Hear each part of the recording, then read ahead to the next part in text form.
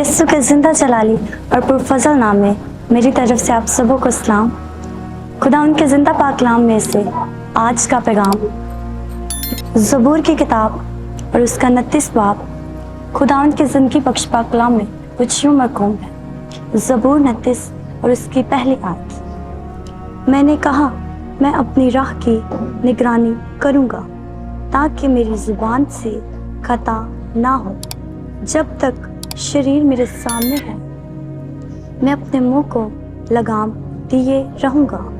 मैं गूंगा बनकर खामोश रहा और नेकी की तरफ से भी खामोशी इख्तियार की और मेरा गम बढ़ गया। मेरा दिल अंदर ही अंदर जल रहा था। सोचते सोचते आग भड़की उठी। तब मैं अपनी जुबान से कहने लगा, ऐ खुदावंद, ऐसा करके मैं अपने अंजाम से वाकिफ हो जाऊं और इससे भी कि मेरी उम्र की मियाद किया है। मैं जान लूं कि कैसा फानी हूँ।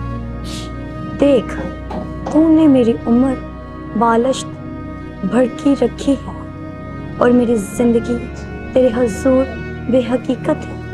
यकीनन हर इंसान बेहतरीन हालत में भी बिल्कुल बेसाबित है। दर हकीकत इंसान साया की तरह चलता फिरता है। यकीनन वो फजूल घबराते हैं, वो ज़खीरा करता है और ये नहीं जानता कि उससे कौन लेगा।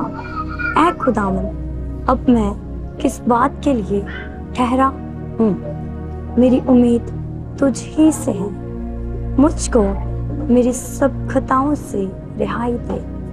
अहमकों को मुझ पर अनगशत नुमाई ना करने दे। मैं गूंगा बना, मैंने मुंह ना खोला, क्योंकि तू ही ने ये किया है। मुझसे अपनी बला दूर कर दे। मैं तो तेरे हाथ की मार से फना हुआ जाता हूँ।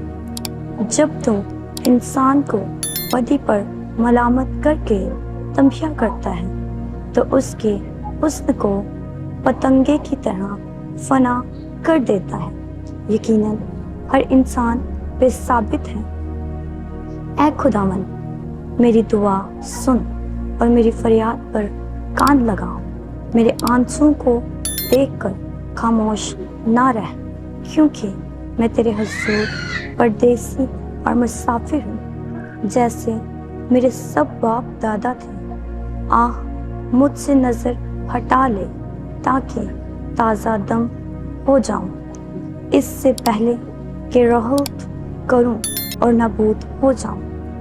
मसीह यस्सु के ज़िंदगी बख्श पाकलाम का पढ़ा और सुना जाना हम सबों के लिए ज़िंदगियों के लिए बाइस बरकत हो। आमीन।